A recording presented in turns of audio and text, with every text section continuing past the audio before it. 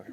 Yeah, so I'll start again. I'm Fergus Barr, I'm the founder of Dig Deeper Media, and I help newsrooms around the world with training, strategy, innovation. I'm also the founder of Pop-Up Newsroom, an initiative that uses large-scale collaborations to solve editorial challenges.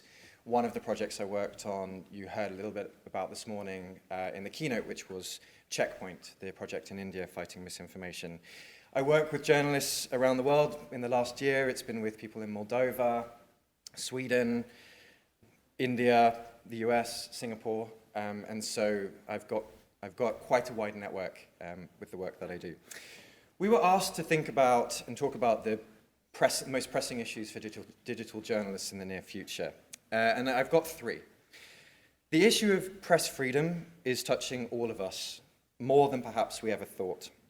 And here in the US, that fight is getting bigger, but you are not alone. There is a lot that we can both learn and do to support our brothers and sisters around the world who are also fighting this fight right now.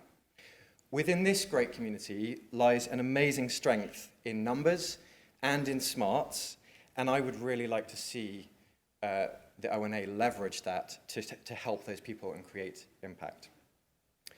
We also need to feel safe in our workplaces, and it's essential that we all, regardless of our position, hold ourselves to a higher standard than those that we report on. We should be able to do our work without fear of bullying, harassment, or discrimination, and we are nowhere near a point where we should say that it's acceptable right now. If we want to retain the brilliant minds in our industry, then we need to work harder, and we shouldn't stop on the work that we're doing. We've got to do more. The next issue is trust and misinformation. Trust in news and media and the rise in quantity and impact of misinformation is also an amazingly pressing issue for us.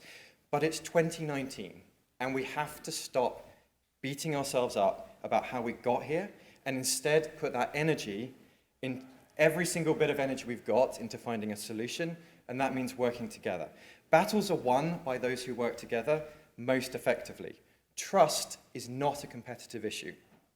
It's core to the survival of all of us, and projects that I've worked on have provided solid evidence that working together on these issues can make a lasting impact. We all need to step up our efforts and think about how we can collaborate. And the last issue that I want to raise is about innovation and sustainability. This industry is doing amazing things to innovate, but we are not doing enough, and we certainly are not doing it fast enough to stay ahead of those bad actors who we are becoming increasingly aware of. Those bad actors, and people who are not bad actors but are also eating into our profits and our revenues, we need to think about how we can mitigate that. We have to think outside of the box, and we have to look where we haven't before. That might mean working with other industries, it might mean working with our competitors, and it might mean working with big tech in a way that is actually mutually beneficial. If I'm elected to the board, I want to take on all of these issues. And I'm not going to use all my time because I want to stop there. Timing is perfect. Okay. One other thing I would say, the hashtag is ONAelects, hashtag ONAelects if you ever want to share anything.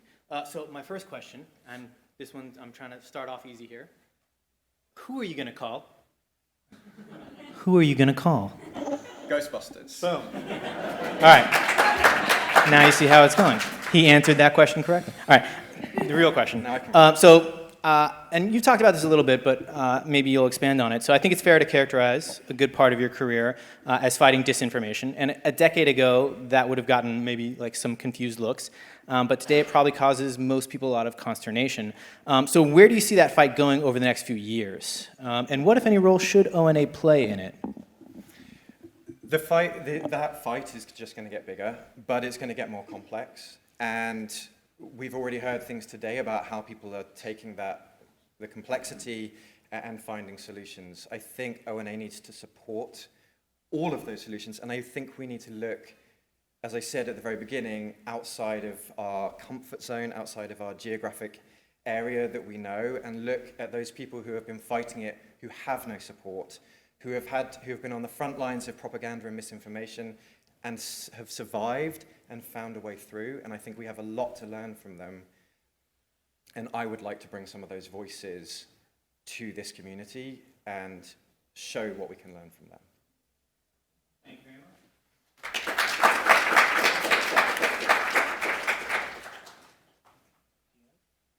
Yeah, I'm just going to change it so it doesn't fall asleep.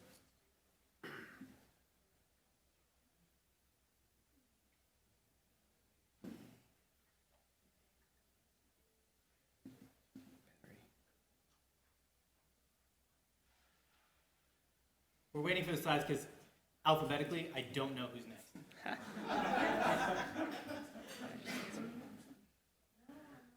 B was Fergus Bell. I don't know who. A, B, C. It is Andrew Fitzgerald. Andrew F. Andrew Fitzgerald.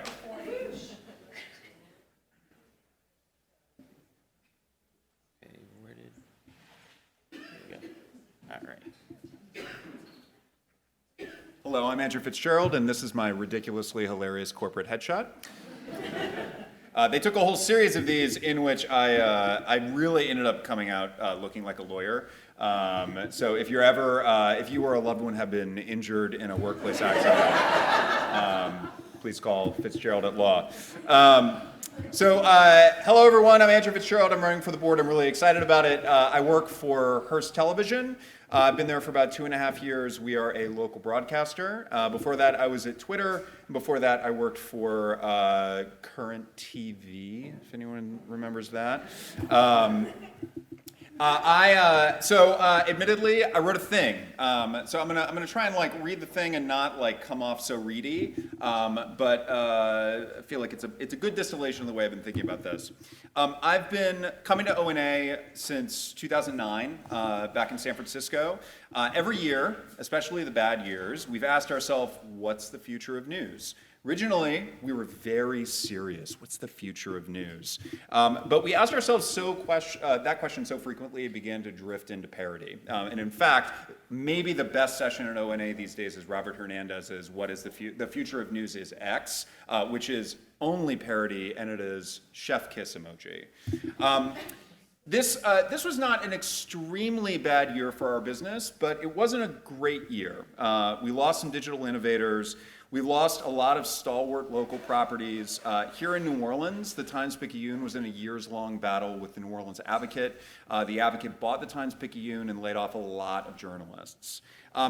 In all of these cases, our colleagues across the industry lost jobs, and the public, our readers, became less well-informed. This time is sort of all of these things are coming together. Mistrust in our industry is rising. Our influence is increasingly refracted through algorithms we do not control, and our businesses are very brittle. Online journalists, digital natives, digital publications, I believe we are the best hope. We were once the newsroom weirdos, some of us still are, and then we were the disruptors. Now I think we're the navigators who can chart a way out of these times. So what is it? What is the future of news? I think it's us. Actually, I think it's us. Local media is the first thing I want to talk about. The highest reported trust levels in media in the US are for local journalists. That's because local journalism is by and of a community. I work for a local TV company, Hearst, that is focused on doing great journalism and establishing a strong connection with the community. A word we use frequently is localism. You know who the most important voices in local newsrooms are these days? Digital journalists. Those are the people who are helping these organizations navigate changing consumption patterns. Platforms. Like most people here, I love the platforms and they make me deeply uncomfortable. They extend our reach. They occasionally write us grants. They fund conferences like this. Thank you. I worked for a platform. I'm a true utopian when it comes to the distribution of information on the internet, and yet utopia is not what we got.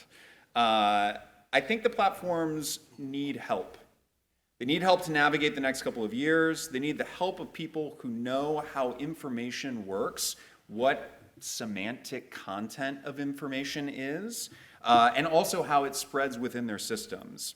I tried my best to build that into Twitter when I was there with the Moments product, but I think that we collectively as an industry, and specifically as digital journalists, we have an expertise that we can offer to the platforms.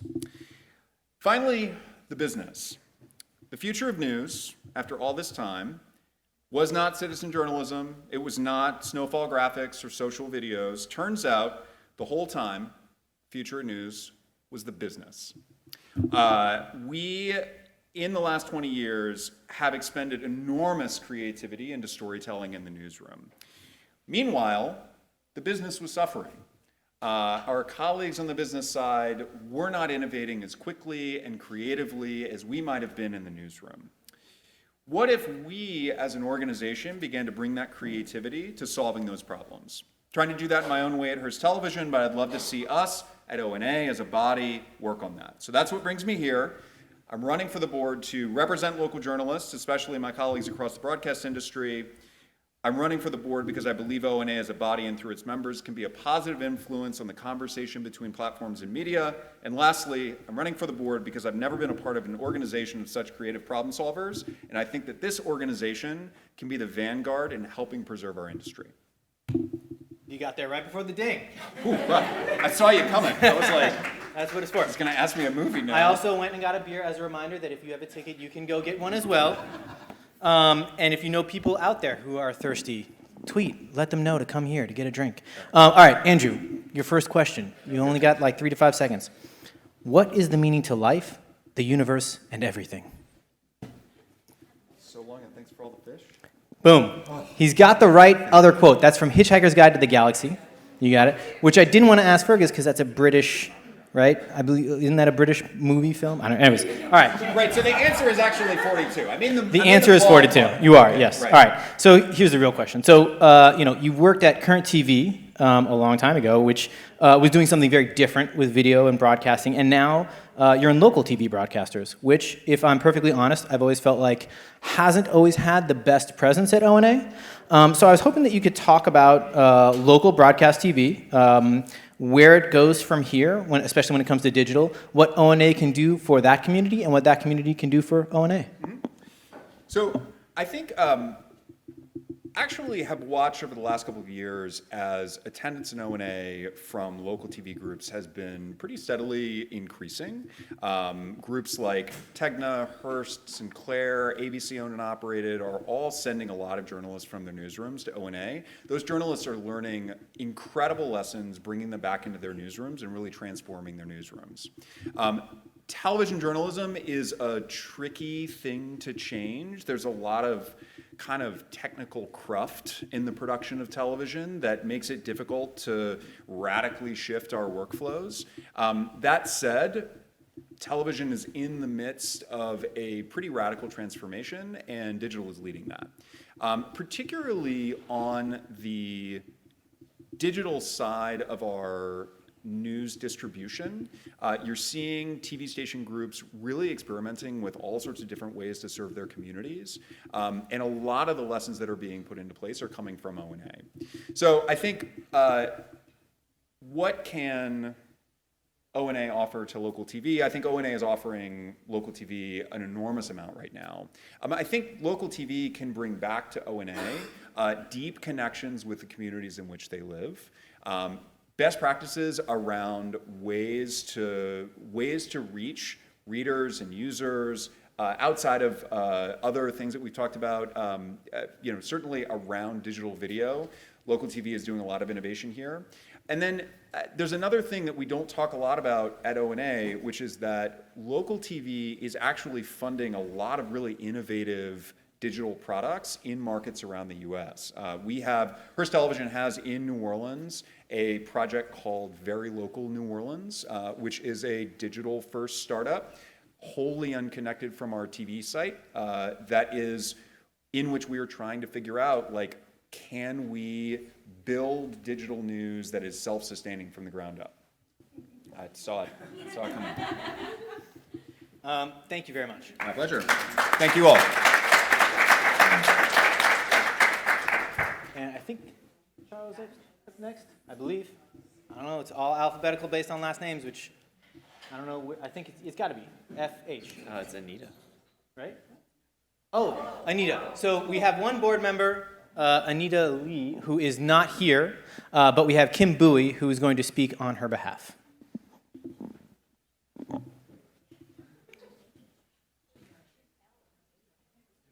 Okay. Not Anita. Not Anita. I did wear this lipstick because she rocks like hardcore bright lipstick. So this lip is just for her. Okay. Hey everyone, my name's Anita Lee. I'm a journalist. We tricked you. We all do look alike. I'm a journalist. I'm a journalist and media consultant who most recently worked as Director of Communities at The Discourse, a Canadian digital media company that fills in gaps in coverage for news deserts and other underserved communities. It's an honor to be a candidate for this year's ONA Board of Directors election. Before I get into the meat of my lightning talk, I want to apologize to my fellow ONA members for not being present today. I would have loved to be here, but I teach on Thursdays and couldn't make the conference because it's the start of the school year. I also want to thank my nominator, Kim Bowie, for serving as my proxy. So thanks, Kim. Please pat yourself on the back for me. Okay, now onto the focus of my talk. What is the most pressing issue for digital journalists in the next few years? As Discourse's former director of communities, this is something I've thought about almost daily for the past 3 years after seeing the connections between eroding public trust in media, news deserts, and underserved communities, democracy, and emerging business models in our industry. My experience showed me that the most urgent problem facing digital media is figuring out how to make money from journalism without compromising our relationships with the communities we serve, because these communities are the bedrock of quality reporting. As everyone here knows, the cost per click and ad model prioritizes third parties over the public. This erodes trust between readers and the media, which leads to poor quality news because journalism you're producing isn't serving your audience, it's serving advertisers. Throw in the cannibalization of ad dollars by tech giants, and you've got diminishing returns. But people only want to pay for quality. They won't pay for stories that are poorly reported and irrelevant to their daily lives. That's why local media outlets are folding at such a rapid pace, leading to news deserts that compromise our democracy. Research shows that people who don't consume local news regularly are less likely to vote, trust their neighbors, and participate in their community. These are conditions in which polarization and misinformation thrive. Ultimately, solving media's money problem isn't just about delivering the news, it's about supporting a political system that we believe in, and that's what I'd like to focus on as an ONA board member. So why am I qualified? For the past few years, I worked in a hybrid editorial business bridge role. On one hand, I produced and edited coverage in Scarborough, one of Discourse's underserved communities. On the other hand, I oversaw our membership growth and helped develop other revenue streams. In addition, I co-created Discourse's innovative community-driven journalism model, which subverts the traditional top-down editorial process by prioritizing collaboration and transparency. Instead of a group of homogenous editors telling the public what they should know, diverse community members told us what they care about, and we reported on those topics. Beyond my time at the Discourse, I have 8 years of full-time experience in multi-platform journalists in 3 markets, Toronto, New York City, and Ottawa. I started out my career as a reporter and editor in Canadian legacy publications, including the Toronto Star, the Globe and Mail, and CBC. Most recently, I've worked in strategic management level roles at American digital media startups such as Fusion and Mashable. In terms of my other credentials, I spoke about creating value with memberships at last year's ONA Insights, judged this year's Online Journalism Award finalist, and was nominated for an OJA last year. In October 2018, I also co-founded Canadian Journalists of Color, a rapidly growing support and resource sharing network for BIPOC journalists in Canada. That took me a minute. In less than a year, we attracted nearly 500 members and established chapters in Toronto, Vancouver, Montreal, and Edmonton. Given my unique background, I've established myself as an industry leader and expert in journalism innovation, audience pay models, newsroom diversity, and media ethics. I've spoken on these topics in press interviews at journalism conferences worldwide. I'm excited by the possibilities that this era of disruption will herald for the media industry. As someone with a proven track record of success at legacy and emerging media outlets across North America, my approach to journalism combines the best of both worlds. One more sentence, Dave. If my vision for the future of digital media resonates with you, please vote for me. My name is not Anita Lee, but this is Anita Lee. Thanks for your consideration.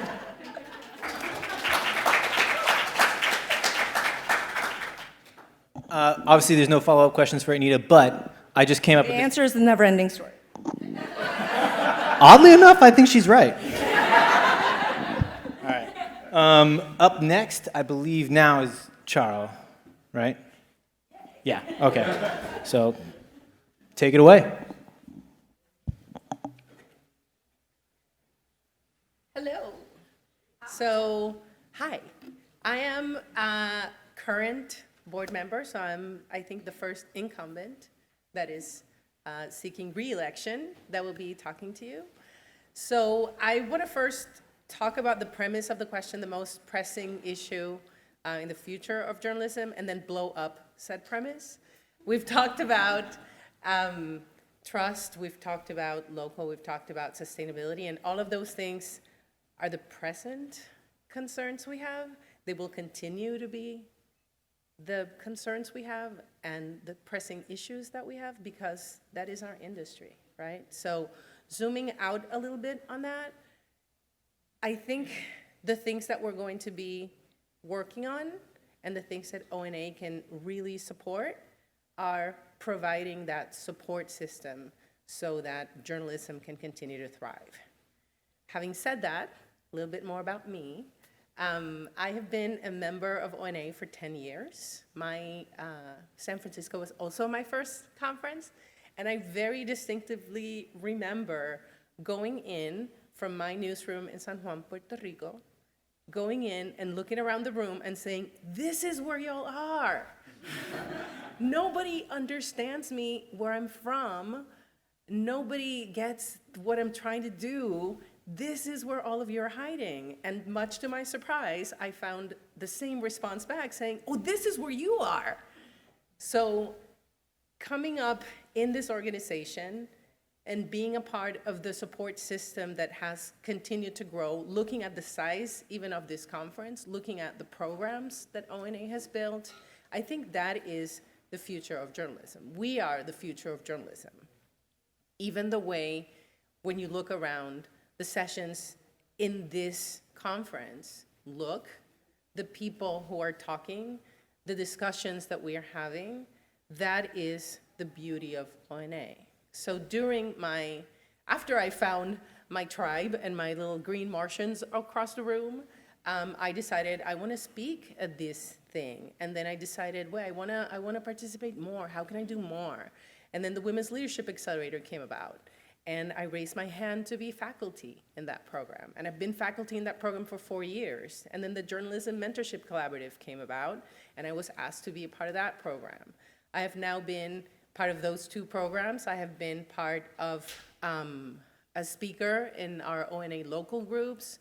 I help judge awards or the fellowships or anything that ONA asks of me, I give back, because I really feel we are building the support system, the structure, the education, the career resources that we need in order to face the issues that we know we have, the issues that we foresee we will continue to have, and the ones that we don't know that are coming. I have had a career in digital journalism for 20 years. Anytime anybody asks me, what are you going to do in the next 5 years? What is your plan for the next 5 years in your career? Every 2 years, I had a different job with a weird job title. We can't really anticipate what our industry is going to be, but what we can do is arm ourselves with knowledge, build support systems, and build out better resources in our community. And that is the job that I have been doing at ONA, even before, even raising my hand to join the board 2 years ago. In these 2 first years that I have served, and if I'm lucky enough to get your vote and I get reelected, I want to continue to do more of that work. That is, I think, something very unique to this organization, is the level of commitment that we all have as a community to make it better for others. For the ones that are coming up the ranks now, for us who have been doing this for a while, we're no longer the young digital interns that are doing the tweets we're now professionals that have grown into this career, that are now in leadership positions, and we're at that cusp of reaching the highest levels of leadership in news organizations. So how do we continue to build on that? I think for me, that is the pressing issues that we need to continue to build as an organization. It's not necessarily one thing about sustainability or one thing about innovation. It's continuing to grow and build this community and the resources that we have. Didn't even make it to the ding. Didn't even make it. You guys are too good for me. All right. My first question is, why so serious? Batman. Boom, nailed it. All right. Oh, no. Because, I actually played with using this one. Have you ever danced with the devil on a pale moonlight? Oh, that's Oh, you would have gotten that one too? Yeah. Both. Yeah. Batman is acceptable to both those. Anyways. Yes. So here's what I was going to say, or ask. So one thing that I know you're passionate about is coaching and mentoring younger journalists, especially from underrepresented communities. Yep. And I would argue overall ONA is actually really good on this front. But I would love to hear from you more about that topic from your perspective and where you think ONA can go with it in the future.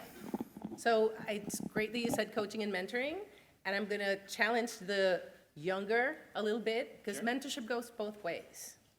And we who have grown up in a digital ecosystem know that it's not just about mentoring the young that are coming, it's about building resources for all of us who are continuously learning. But my job right now, I work at the New York Times, and my job there is supporting the newsroom and supporting reporters and editors who have been doing this work for a very long time, or people who are just starting out, and building better either training and coaching resources or better tools for them to do their work. ONA has a wonderful opportunity to continue to build learning resources as we do, building more cohort programs based on the success of the ones that we have built, and building out resources as our industry continues to change. What happens when there are layoffs, when there are buyouts, when new things come up? How do we keep abreast of the ever-changing technology? So ONA has a great community and a great bank of resources to continue to build on that. Thank you very much.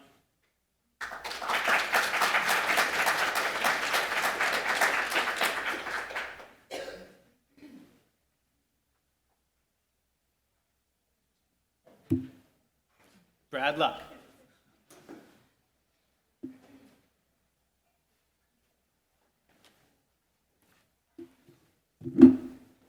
All right, hello. Thank you for having me. I'm excited to be here at another exciting ONA conference, and also honored to be on the slate with this great group of candidates.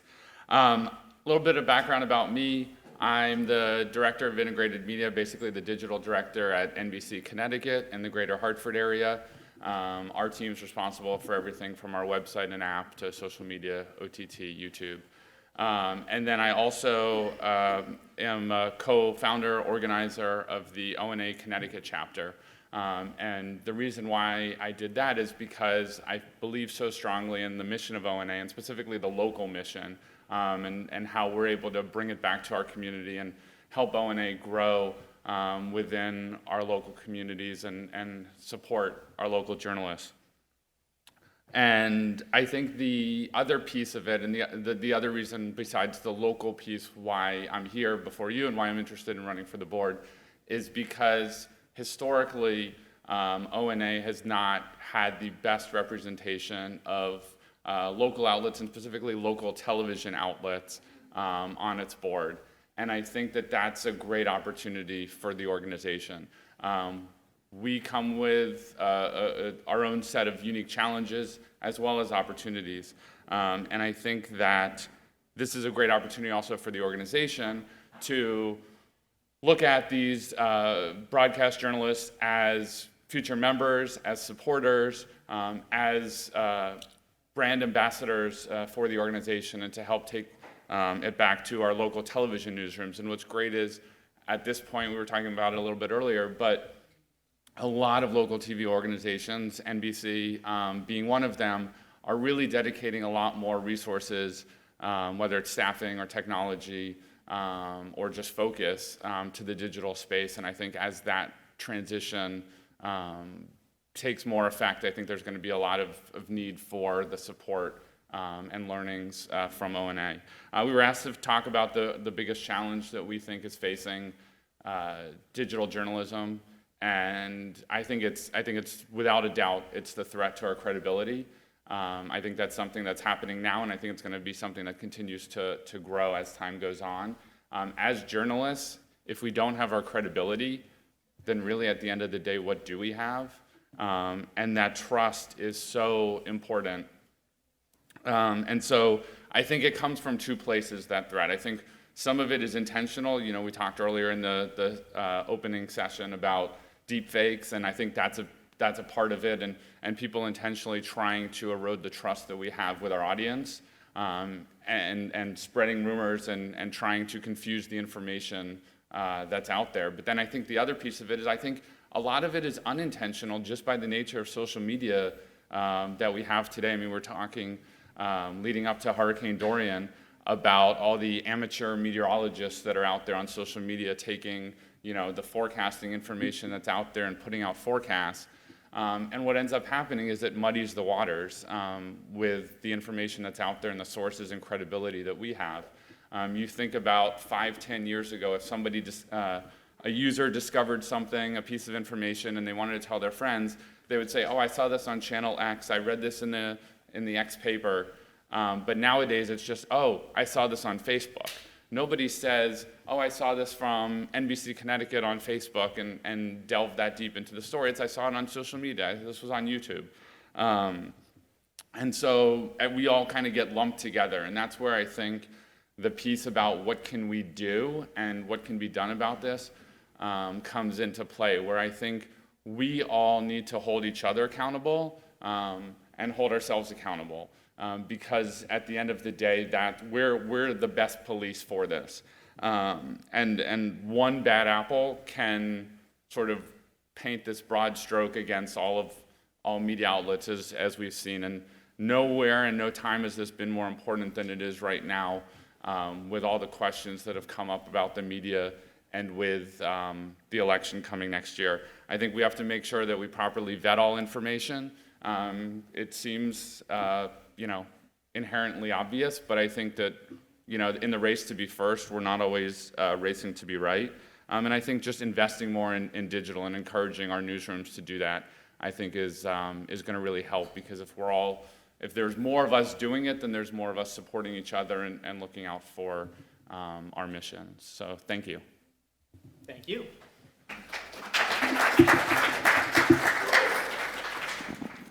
Brad. Yes. What is the average airspeed velocity of an unladen swallow? Don't know. Anybody? Monty Python. See, it's like Jeopardy. The answer is, but it's Monty Python. Search for the Holy Grail. What is the average? All right, that one. I went super nerdy on you guys with that one. Sorry. I would have gotten the Batman one. All right. For what it's worth. All right. So you have covered 2 different Olympics. Yes. As well as a lot of different breaking news, and I know it's always multi-platform. So we've talked a little bit about what you kind of see as important things in the future.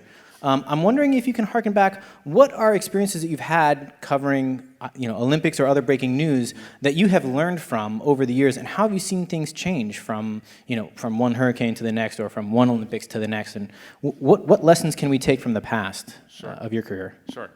Thanks, David. So, I mean, as you talked about the Olympics, having covered Rio and Pyeongchang, and having worked, as I started in the process in covering Rio and working with the person who had the position that I did before me, you definitely see sort of a lot of change from, in our part of the industry of broadcast, how much of that has shifted to digital and how much that's becoming more and more relevant. At the Olympics, I lead a team of 30 to 40 journalists from the NBC-owned stations division, including all the NBC stations, Telemundo-owned stations. And you definitely have seen how it used to be traditional broadcast, and the technology used to sort of require you to stand at a platform and be tethered to where you are. And just in the last few Olympics, over the last, let's say, 6 or so years, now many of you are familiar with the backpack and cellular bonded technology, where now you can go live from anywhere. So we'll be in Rio, and you can be on the beach or on Sugarloaf Mountain or wherever, and you're able to go live. And now, obviously, so much of it and the technology relies on your phone and mobile. And that's really shifted the thinking for broadcast outlets to be much more mobile-centric. And as you're covering these breaking news stories, a lot more crews we were having this conversation just yesterday, but crews now going to the Olympics next year in Tokyo, many of them are just going to be traveling with their smartphone instead of a camera and a full editing suite and a laptop. So it's a great opportunity with the technology to be able to get to places we couldn't before and to be able to tell stories that we may not have been able to previously. Thank you. Thank you.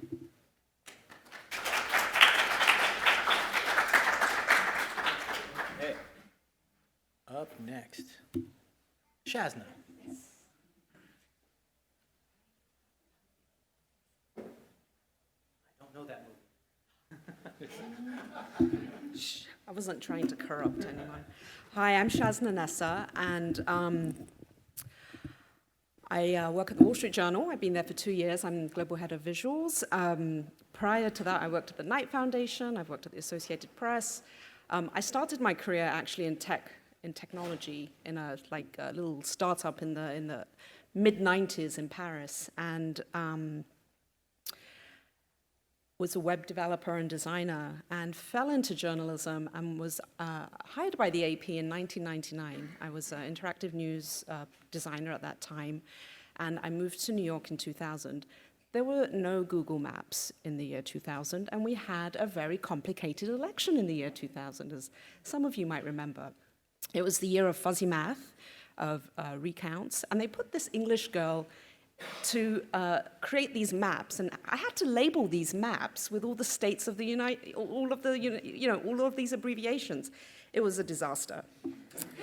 Anyhow, I think that so many of the pressing issues that my colleagues here have brought up are the same that I would bring up. I'm not sure that there's one that stands out more than the other. I think they're all very interconnected.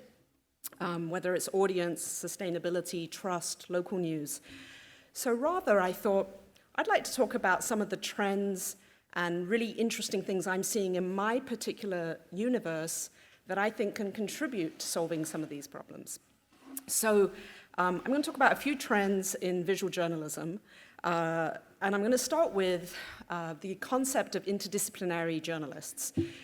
Slightly different to collaboration. I believe obviously in collaboration, that the world is too complex right now. We have one person can't know everything, and we have to really work together.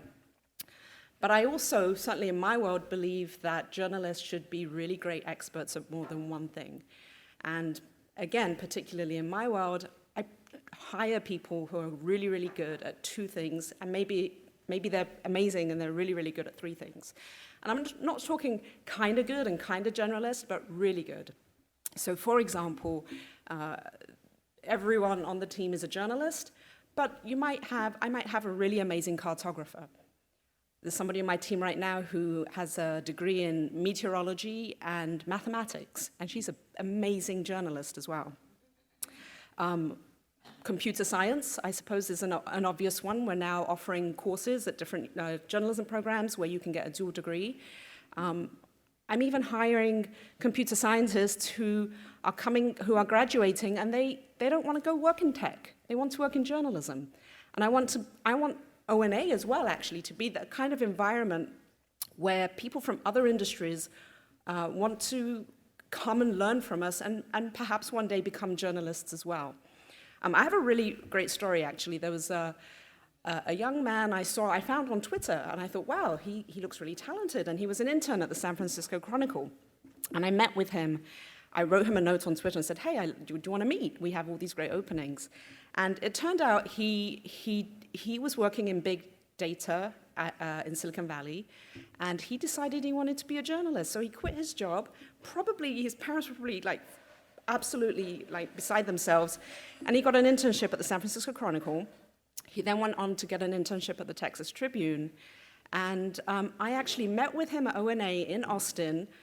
That must have been last year, and now he's on board at the Wall Street Journal, and he's getting bylines, and he's becoming a journalist.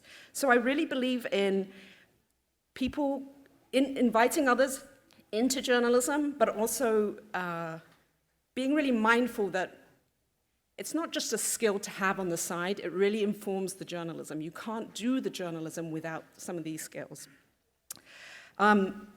Data. Data has, obviously, we've been talking about data for so long. I want to talk about data visualization and sort of how that's evolved. Used to be that we talked very much about visualizations and charting and D3 and bubbles and all kinds of things. But what I'm really heartened by is seeing data visualization being adapted, and now we can do those stories without any charts. We're seeing people using animation and 3D models to actually build in all of the data into this story where there's nary a single chart involved.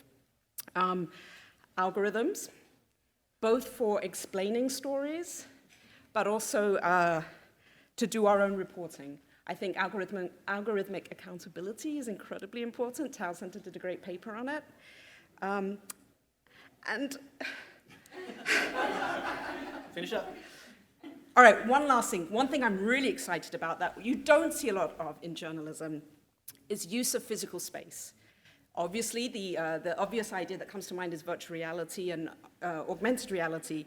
But I'm super excited by the physical space. You saw that stuff that the Weather Channel did, where like they used mixed reality and stuff was exploding in the room.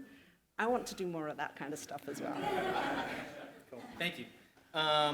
Okay. Does this one work? Yes, it does. Okay. Shazna. Snozberry. Who has ever heard of a snozberry? I don't know. I like taking these lines that are very... A snozberry? Snozberry? Who's ever heard of a snozberry? It sounds like Blackadder or something. No, it's not Harry Potter. Really? Come on. Willy Wonka, snozberries. Oh, it's The Willy snozberries Wonka. taste like snozberries. Okay, anyways, that's all I right. thought you were going to give me Casablanca. I know, I don't, what's the quote from Casablanca? Like, frankly, I don't give a damn. There'll always be Paris is the line. Oh, that would have been great. Okay. So funny enough, you actually talked a little bit about already what my question is going to point to, but you can expand on it some more. Because your title is Global Head of Visuals, Yeah. where you work with visual journalists, designers, engineers, and product experts. So the question that I had for you, which you kind of touched on, but maybe you can expand on it more, is what's your experience been working with such a diverse cross-section of individuals, and how has that enriched you? What mindset or skill set, et cetera, has your job given you that you can bring to ONA or to all of us right now? So, well, I suppose collaboration is the biggest thing. Like, we can't do anything alone. Working with such a diverse team means, as a leader, as somebody who's managing resources as well, instilling the idea of agility, that we can't be siloed, that you can't think, this is the thing I do and I don't do anything else. To be able to move people around, to be able to pull together the best team possible to do the task at hand. To not back into ideas because it's the only thing, because we're basing it on the skills we have, but actually to come up with the best ideas possible and then figuring out who the team is. So that's been a wonderful benefit of having such a group like this. Thank you very much.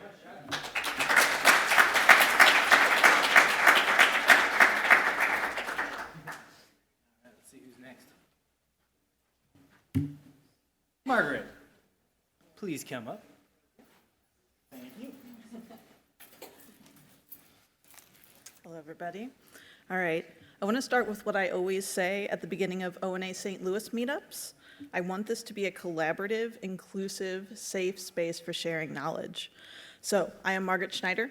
I'm a co-organizer at ONA St. Louis and director of editorial projects and a certified Scrum Master at ALLY. We are a digital agency for publishers and newsrooms. I'm a past board member of another media nonprofit, Washington University Student Media. So that's the nonprofit that supports the independent student paper at WashU.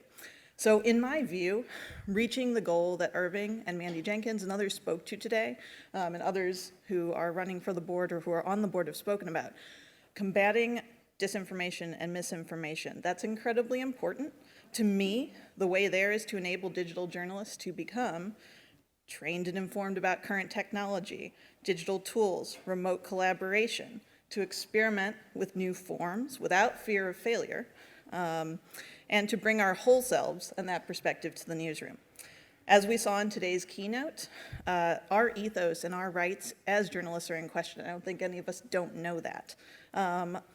And misinformation is deliberately being spread. So we have to be just as deliberate in our efforts to combat that and to democratize, diversify, and build inclusivity and a deep understanding of technology in newsrooms.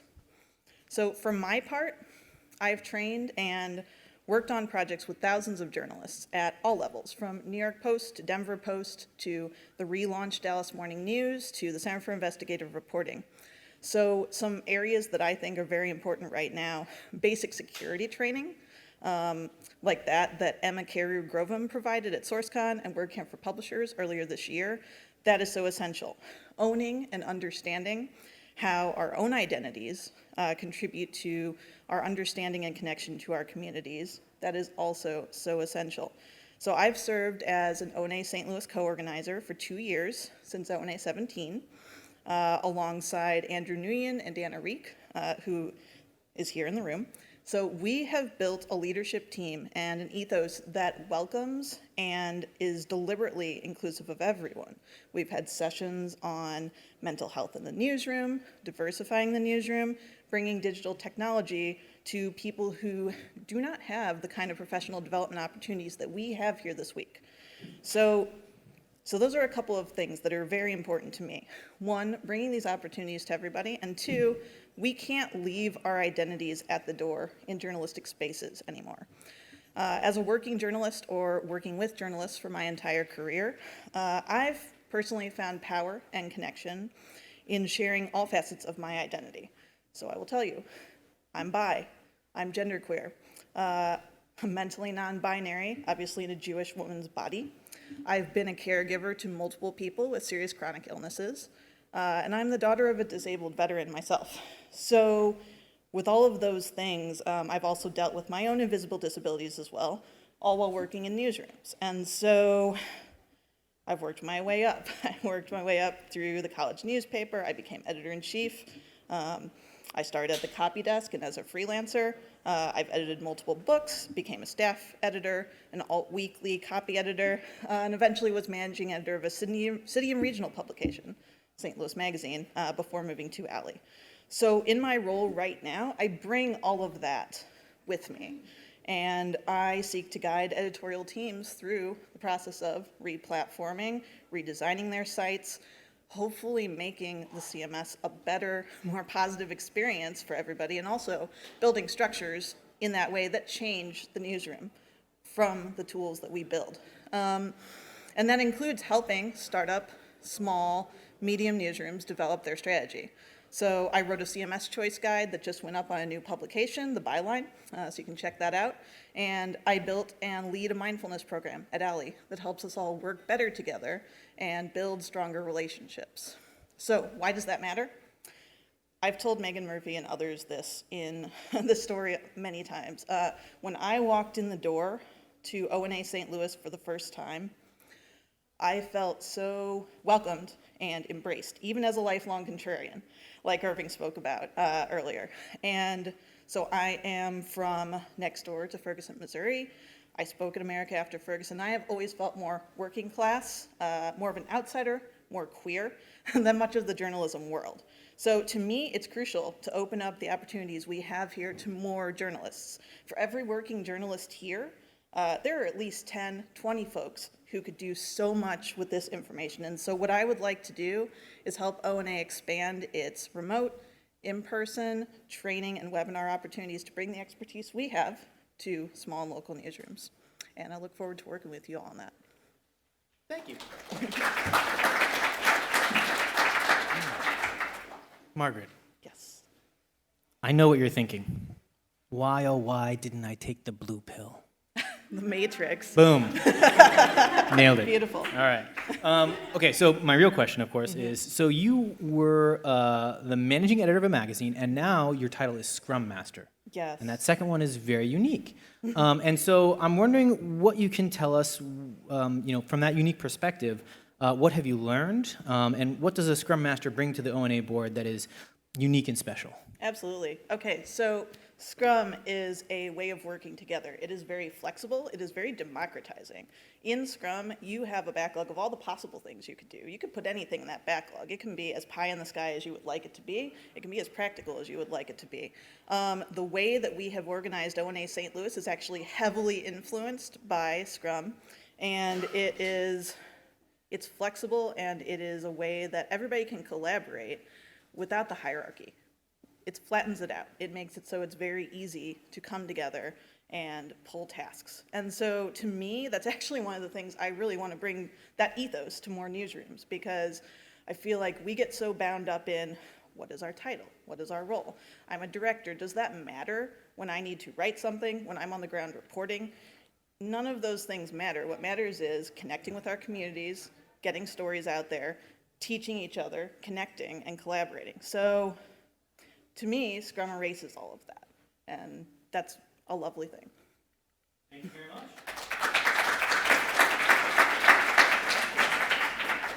I want everybody to give themselves a pat on the back. Stay with us.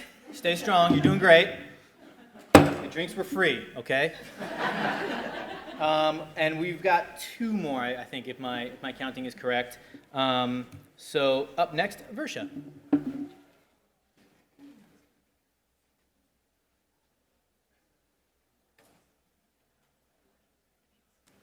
All right. Yes, David and I get the dubious honor of going last after 5 o'clock. So thank you all for being here. I believe one of the other options you had was seeing Maria Ressa speak, which if I weren't here, I would be fangirling her. So seriously, thank you all for being here. My name is Vishal Sharma. I am a current board member. I'm just ending my first term, so I've served for the last 2 years. And just to tell you a little bit about myself first before we get to the question, over the last 2 years on the board, last year I worked primarily on the programming and conference committee, so if you enjoyed ONA 18 in Austin, I was part of that. This year I've worked more on the News and Legal Ethics Committee, which has been extremely interesting with Eric Carvin, who's also here and chair of that committee. One of the lesser known things that ONA does is actually join a number of legal briefs in support of press freedom, which I think is absolutely amazing, and you can find all of this information on our website, on our blog. So we've joined a number of these cases this year, and we have for the last couple years, and we've also had some significant victories as well. At Now This, I am the managing editor and senior correspondent there. I've been there for the last 5 years. I've seen our newsroom grow from 12 people to over 140. It's been absolutely incredible to see the growth and innovation that we've had there, and I think that's one of the things that makes me sort of uniquely suited to serve on the board, is being at the forefront of digital innovation. I also speak at conferences and trainings around the world. I've gone to Russia and Kazakhstan for these, and I think as Fergus and Andrew and a couple other people have mentioned, making ONA even more international than it already is definitely one of my priorities and continues to be. And I am a graduate of the Women's Leadership Accelerator. I was part of the cohort in 2017. I see some cohort women here. Thank you for coming. Being at that accelerator and hearing from great mentors like Charo and like Kim Bowie is the reason that I decided to run for the board. It was something that I was considering because ONA has done so much for me over my career, and I wanted to find a way to give back. And when I told Kim that I was thinking about running for the board, she was like, yes, oh my God, do it. And that is the kind of amazing support that you see in ONA and in WLA specifically. It's this empowering, confidence-building, positive reinforcement, and I think for that reason and so much more, WLA is one of the best programs that ONA does, and I think, I'm just very proud to represent that, and I want that to continue to be something that we focus on in the coming years. Okay, what is the most pressing issue facing digital journalists in the next couple years? I'm going to preface this answer by saying I do feel very passionately about the issue of misinformation, both in terms of actors who are actually creating fake news and in terms of people in the highest levels of our government misleading the public about where hurricanes are going to impact the United States. And I'm happy to talk about that anytime, so please come find me. But having said that, I believe that the biggest threat facing us are broken financing models and the failure of management at many companies to lead and understand this. I also thought we had to pick one, so that's what I did. More than 3,200 journalists have already been laid off this year. This is the worst year for layoffs in journalism in the last 10 years. We're in New Orleans, where, as Andrew noted, the Times-Picayune newsroom was laid off 161 people earlier this year. And just last Friday, actually, my husband, who's also a journalist, was laid off from Think Progress because the Center for American Progress decided to stop funding an independent news outlet. So this is more job losses than coal miners have faced, and yet that's not a discussion that we see. I think part of the problem is journalists in general don't like talking about ourselves, and that's seen as something, it's seen as narcissism in the industry, but honestly, as a public health issue, as Andy Carvin mentioned this morning, it's critically important that we find sustainable business models for journalism, independent journalism, and that we help each other do that. And I think ONA is absolutely the place where we can do that. I've seen a tendency from some journalists to kind of put on blinders when it comes to understanding revenue and business models. I'm a reporter by trade. I'm not a business person. I'm not a salesperson. So journalists will put on blinders and be like, okay, it's not my problem. It's not something that I need to be concerned about. I wish we lived in a world where that was the case. But in many cases, we understand both the public utility of journalism and the dire straits that it's in better than the presidents, than the CEOs, and the business and sales staff at our companies. So there are a couple structural problems facing the industry. We've gone through a couple of them already. I want to point out that I know I work for a company that's been at the forefront of social distribution, relying on platforms like Facebook and Google, but I think understanding that and knowing that Facebook and Google have taken 60% of ad revenue in recent years is one of the reasons that we need to really discuss how we can hold these platforms more accountable. Okay, am I up? One more sentence. One more sentence. I don't know. I'm just gonna go for the question. That's fine, because I have a very important question. And actually, I'm trying to be fair to everybody, but in terms of movie questions, I don't have to be. This one's kind of hard. How do you shoot the devil in the back? What if you miss? He's gone. Oh, I heard somebody. Usual suspect. Usual suspect. How did she know? How did she know? My guess was just going to be John Wick, but thank you guys. Usual suspects. All right. So you in the past have interviewed Obama, Sanders, all kinds of different people. I don't know if you all know this, but next year there's an election.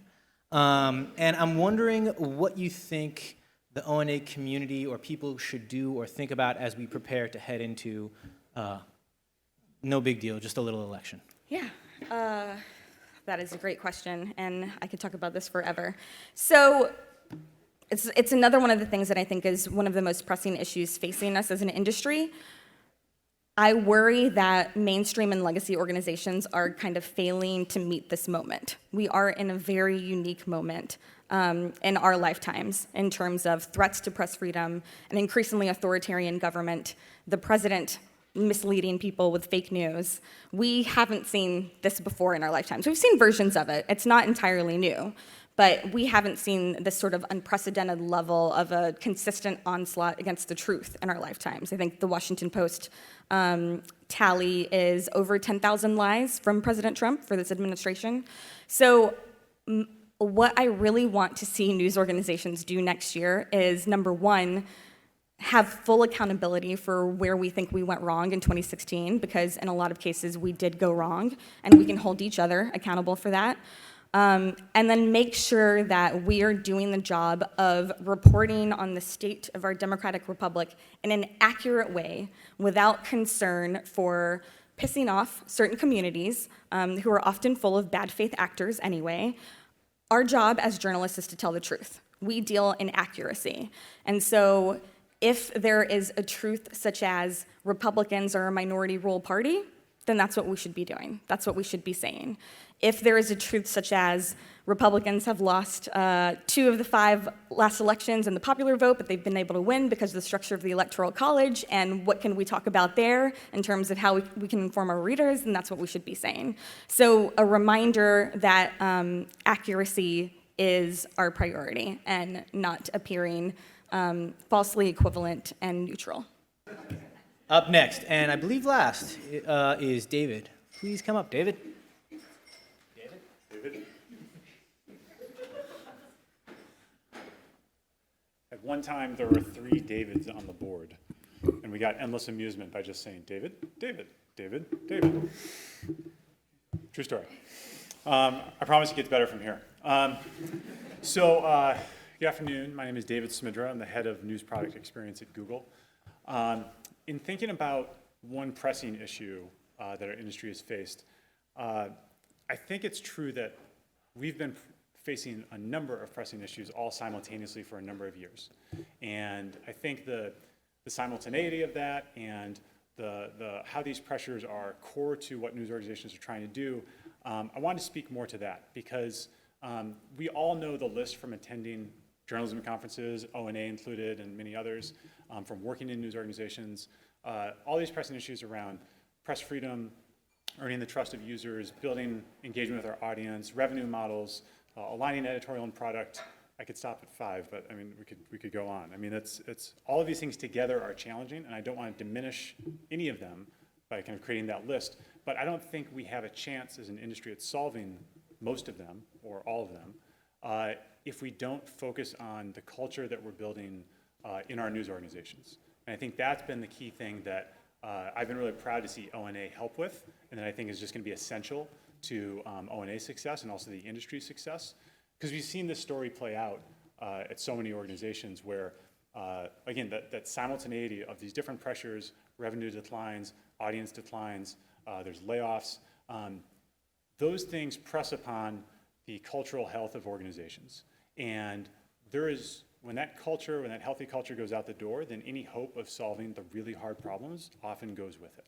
So, and if you're trying to start a new news organization, a journalism startup, you know that these questions around what is the culture of our decision making, how do our leaders set the tone, how does our staff hold itself accountable with high standards, these are just core to any organization's viability as they're trying to get off the ground, in addition to legacy organizations. So I think there's good news, as I mentioned earlier, that ONA, I think, the key to its success in the industry has been, it has embodied through a lot of hard work and a lot of effort over the years, how to build a healthy organizational culture for itself, and then how to kind of disseminate that and teach other news organizations throughout the industry how to do that as well.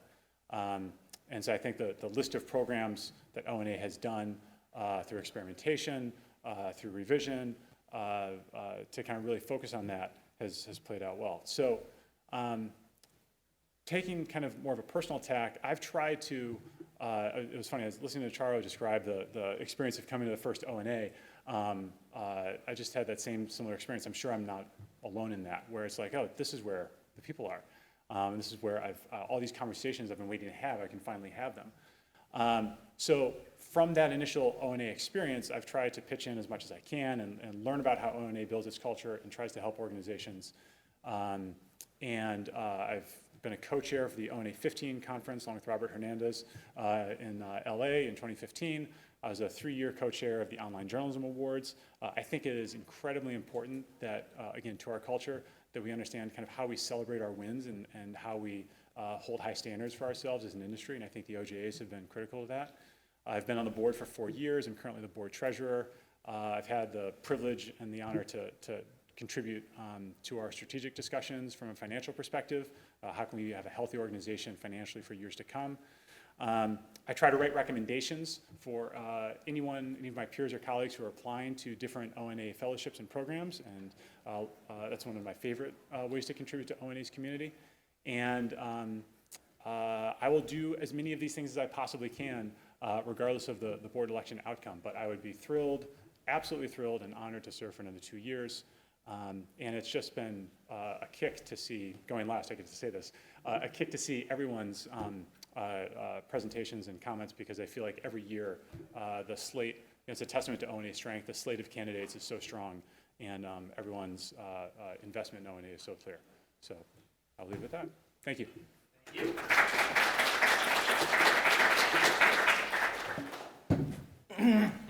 Bring it on. Wait, that's a movie title. I was actually just yeah, bring it up. Yeah. He's no. Do you feel lucky, punk? Oh, Dirty Harry. Dirty Harry. My dad is going to be so pleased when I tell him this. Yeah, my dad is too, because he's going to say, "You told a 6'4" person." All right, David. You work for Google News, and that gives you a unique perspective on the industry. What do you think ONA needs to do to help the journalism industry in its relationship to tech giants like Google? Great question. So I worked, before joining Google, I worked as a local reporter, worked as a freelancer, and then I joined Google and then found ONA. So that was kind of my succession. So I consider myself a journalist first, and I happen to work for news products at a tech platform.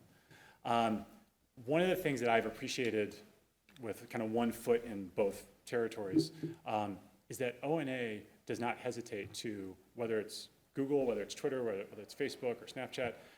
And I've seen this in board discussions, I've seen this in countless situations, doesn't hesitate to tell the platforms, here's what we're thinking, here's what we need, here are issues we see, here's where maybe something's falling short, here's an opportunity. And I know that internally, at least, I can't speak for the other companies, but Google deeply appreciates that honesty and that authenticity. I think from Google's side, I think we are at our best when we try to approach those conversations with humility and collaboration and partnership, and try to learn as much as we can. When there are a number of Googlers who attend ONA every year, and we intentionally talk every year about, not taking the stage, not trying to impose ourselves, and trying to listen and learn as much as we can. And I think that type of posture has come from that collaborative kind of engagement with ONA over the years. Thank you.